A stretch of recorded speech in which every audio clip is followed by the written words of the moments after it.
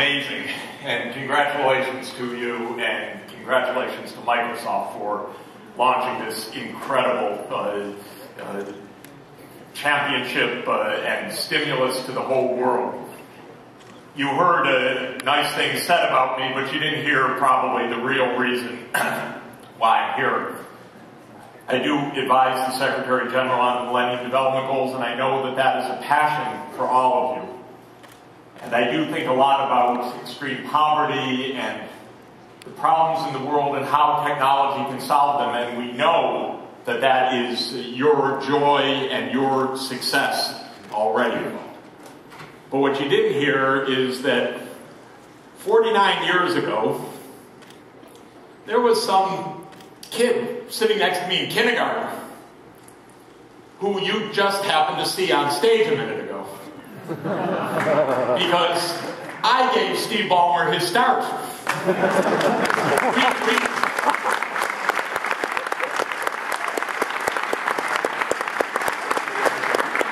We were kindergarten classmates, and then I moved to a different part of town, and he moved to a different part of the Detroit area. And then naturally, what would we do when we reached, I think, 7th grade in Steve's case and 8th grade in my case? How do you spend your summer? Probably, like many of you, we spend our summer in math camp, right? Of course. What else would you do? So there we were at math camp, and I was the second youngest guy in the group, and Steve was the youngest and smartest guy in the group. And we reconnected after kindergarten and learned some group theory together for a couple of summers. And then we reconnected in college. I made only one major mistake in my life. I graduated college.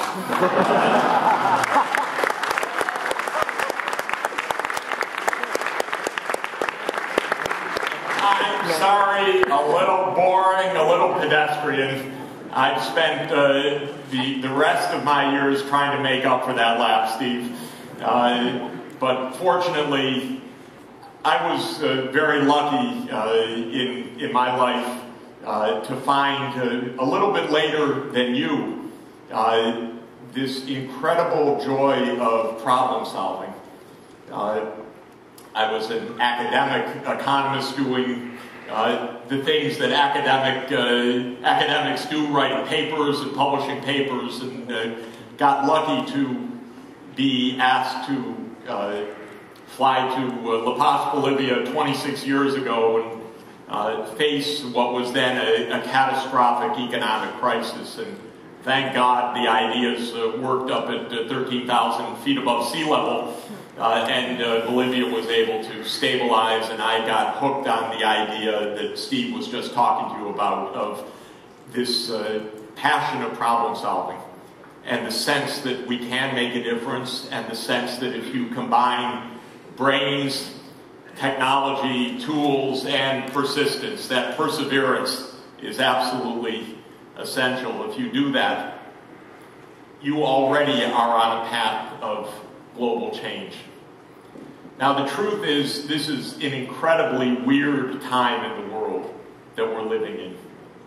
I feel more disoriented now, I have to say, than at any moment of my adult life and my time in thinking about global problems. The international economy is in deep dislocation. I was just on the phone talking about the Greek economic crisis, which is something that is very dangerous and could spiral to a Europe-wide crisis, dealing with one of the worst droughts in history in the Horn of Africa, and a myriad of problems, and yet at the same time, more power in our hands, more tools, more innovation, more hope, that you not only symbolize it, you are it. By virtue of your being here, you are the problem solvers that are going to solve these problems. Now, I have been a professor for 31 years now, and I'm pretty tough on the exams that I give. And I have to say that my generation is giving you guys a pretty tough exam. Because while Steve and Bill Gates and a whole remarkable generation of leaders have pioneered these great breakthroughs that you are now taking on and taking farther, it's also true that our generation, I think we have to acknowledge it, is leaving you with a mountain of problems, the likes of which the world has never quite seen. We really have a race that on the one side, the tools are more remarkable, more mind-blowing than ever before, and you just saw some of them and you've made many of them. And yet at the same time, the problems are absolutely harrowing. We will reach 7 billion people on the planet in 3 months. We are more crowded in the world and pressing against limits of ecosystems, limits of food supply, resource limits, barriers and threats of contagion, of diseases that spread more rapidly than ever before, of rising numbers of extreme poor, at the same moment that we have all this power, the technology, the potential to address these problems. So we're giving you a homework assignment. It's not for the semester, it's for your lifetime. But a homework assignment really that is nothing less than saving the planet and making sure that we have the future of the prosperity and hope that future generations yearn for, and that we, as fragile as we are as stewards of the planet, are desperately seeking. The Millennium Development Goals, which I've advised Kofi Annan and Ban Ki-moon, the two great recent Secretaries General, are our first way station in this effort. They go to the core of whether we have the decency and the smarts on the planet to ensure that everybody can survive on the planet, because it's nothing less than that. As you know, 8 million children die every year before their 5th birthday for completely stupid reasons, for diseases that don't even exist in rich countries, and for conditions that, by being smart, by having systems, by having information, and by mobilizing best technologies, deaths that can be ended. We have 1 billion people living in chronic hunger right now. And the numbers have risen because we've had climate shocks, we have the growing food demand coming from the vast growth of the emerging economies, impinging on the demand side while the supply side has been dislocated by climate change. We've had a tripling of staple food prices on 2 occasions now in the last 3 years. Went up, came down, now it's gone back up again, 2008 and 2011. We face a profound energy crisis. Not only are energy prices back at extraordinarily high levels, the way we deploy energy, as all of you know, will wreck the planet if we simply continue in this direction. But for you, of all people, this is not a litany of woe.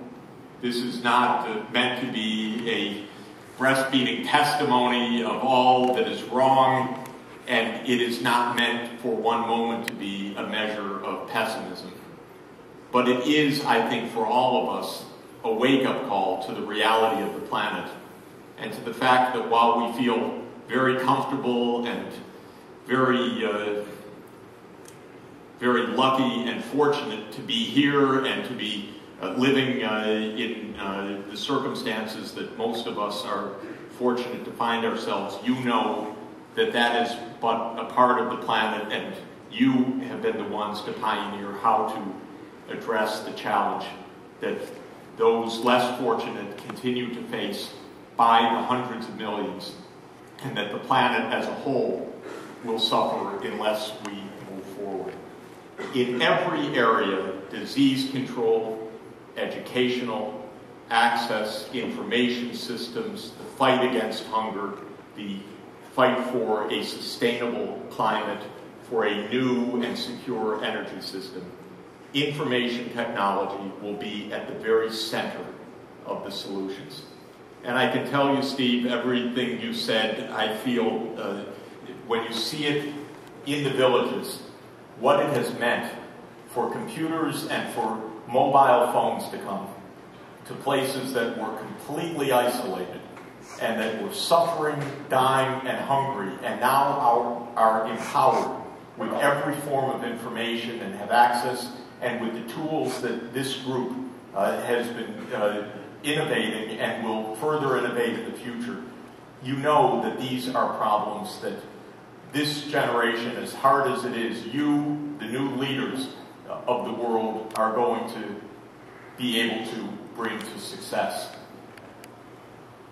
There's one more part of this challenge. We know, and we demonstrate it every day, we can't look to governments for solution anymore. We can't even look to government for amusement anymore. It's too frightening to watch what's going on in Washington or going on in so many of the other capitals. What is amazing, though, is how many solutions can be made by innovation and by the empowerment of technology and by the wonders of what you are doing in bringing information and communications technologies to bear on the truly life and death challenges of the planet. It's an enormous, enormous honor for me to therefore greet you, to thank you for your work, to give you that homework assignment. You don't just leave here with the Imagine Cup and think your work is done. You have a lot of work ahead. My journey, I only understood a little bit later, started 49 years ago sitting next to this kid, and I've watched how this revolution is unfolding. I've been lucky to see what it can mean for people all over the world. You are extremely fortunate to have started already on finding these solutions. There's a lot more to come. I'm grateful for what you're doing. I want to congratulate you for this great achievement of coming to the Imagine Cup. I want to thank Microsoft again for all that it's done to change and improve the world and to help inspire you for your future leadership. Thank you very much.